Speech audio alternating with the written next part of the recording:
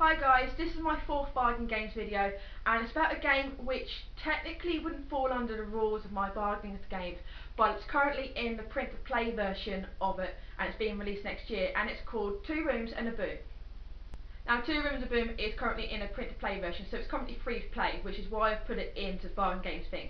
However, it's going to be released next year, and it looks like the price, including shipping if it was released from the US, is about $30, so you're thinking about £20 British if you're looking at current exchange rates. So it looks like it'll probably be a bit more expensive than the normal bargain games I've put on here. However, the fact that it's currently free and it was also created as a result of a successful Kickstarter is why I really put it in here. It's been made by Tuesday Night Games. I'll put their link in the episode page. And Drew from Drew and Aaron Plays introduced me to this game. In fact, he's probably introduced most of Newcastle by this point to this game.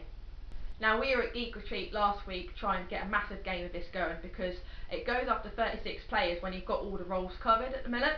And as mentioned in the timeline episode, that we really like bigger games like this.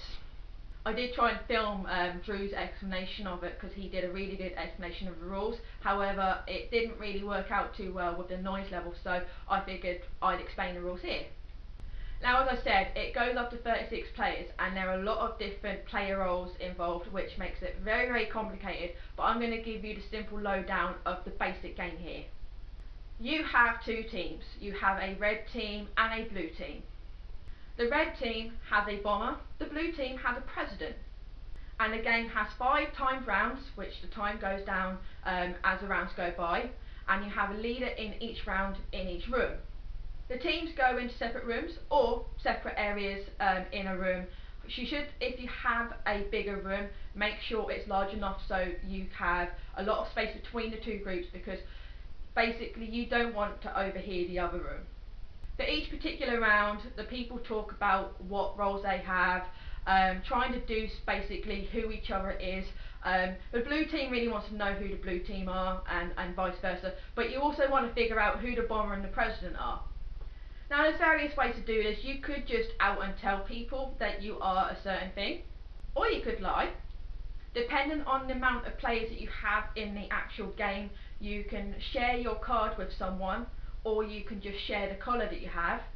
It's probably not advisable to actually full card share your card if you're the bomber or the president, unless you're absolutely certain that the person that you're sharing it with is on the same team. At the end of the round, the leader of the particular room will choose a number of players to go to the other room, and they can't choose themselves. Now, you can force the room to vote on who the leader of the particular room is going to be. That happens quite a lot. There's a lot of politicking going on.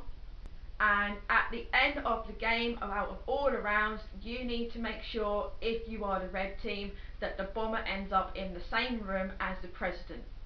If you're the blue team, you want to make sure that doesn't happen.